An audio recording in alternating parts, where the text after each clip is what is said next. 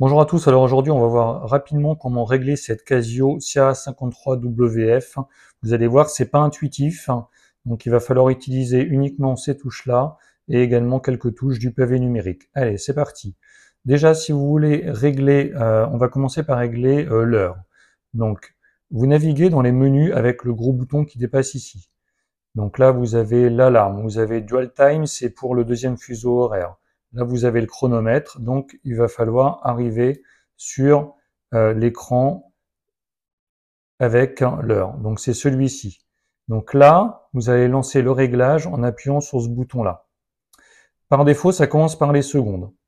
Bon, les secondes, on va pas les régler. On avance avec le bouton de droite ici. Là, vous avez le réglage des heures. Sur beaucoup de montres, vous êtes réglé par défaut sur un réglage en 12 heures. En réglage en 12 heures, vous allez choisir si vous êtes l'heure du matin ou l'heure de l'après-midi avec AM ou PM, avec en fait cette touche-là, juste ici. Voilà. Mais si vous voulez faire un affichage en 24 heures, c'est possible. Donc quand vous êtes dans ce menu-là, vous avez juste à toucher sur la touche plus. Et là, par magie, vous allez pouvoir faire un réglage en 24 heures. Par exemple, là en ce moment, on est l'après-midi. Il est 15h34 à ma montre. Alors allons-y, on utilise le PV numérique, 15h et 34. Donc je suis obligé de rappuyer sur le 3, 34, voilà. Et c'est bon, automatiquement ça va passer sur le réglage de la date. Alors là c'est important, il ne faut pas se tromper. Ici on commence avec les années. On est bien en 2024.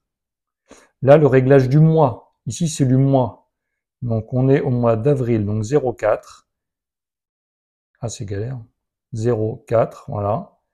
Et enfin, le jour du mois, on est le 19. Et donc, si vous n'êtes pas trompé, en mettant bien dans le sens jour, mois, année, vous avez automatiquement le jour de la semaine qui va s'afficher par la suite. Une fois que vous allez valider tout ça, vous validez en appuyant sur le petit bouton sur le côté. Et voilà, tout est enregistré et on a bien le Friday parce qu'on est bien vendredi. Le calendrier est enregistré jusqu'en 2099, donc vous êtes assez tranquille. Si vous réglez l'heure sur un deuxième fuseau horaire, vous naviguez jusqu'à être dans le menu d'été pour Dual Time. Là, vous y êtes. Et là, pareil, vous pouvez régler l'heure du deuxième fuseau horaire, l'heure que vous souhaitez, dans la ville que vous voulez, en réglant, comme on a vu, l'heure dans le deuxième fuseau horaire. Vous n'aurez plus qu'à valider comme d'habitude, une fois que vous avez fini de tout régler, avec le petit bouton ici.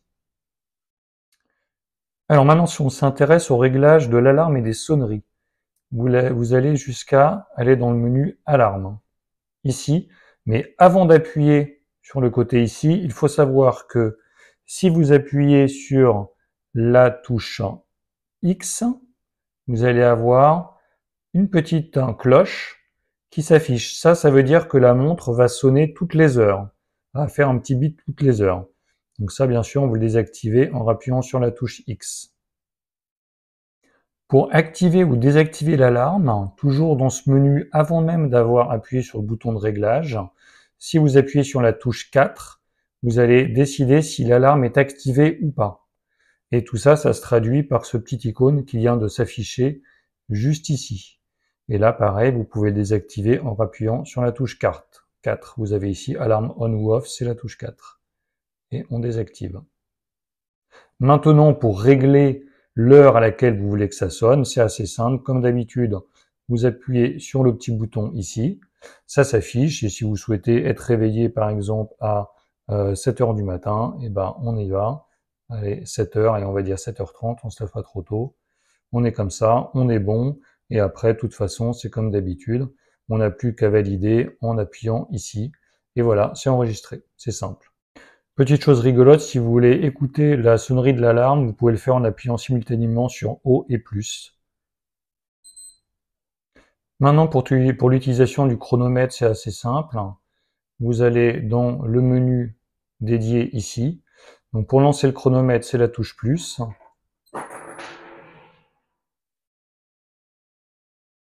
On peut arrêter en appuyant sur la touche plus. On remet à 0 avec la touche 0. Vous avez même un mode qui permet de faire des temps intermédiaires. Ou par exemple, là, vous appuyez sur 0 ici. mais en fait le chronomètre continue quand même de tourner à l'intérieur.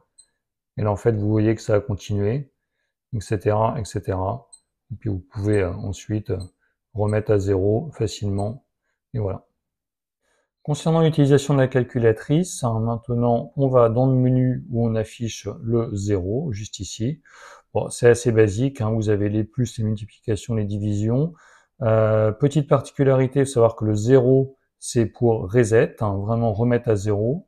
Et le PM, ici, correspond à la virgule ou au point. Donc par exemple, si vous voulez faire 6 multiplié par 0,5, va pas falloir appuyer sur 0, sinon ça va faire reset. Vous appuyez sur point. Voilà, donc ça prend en charge 0,5 et vous appuyez sur égal et vous avez bien le chiffre de 3.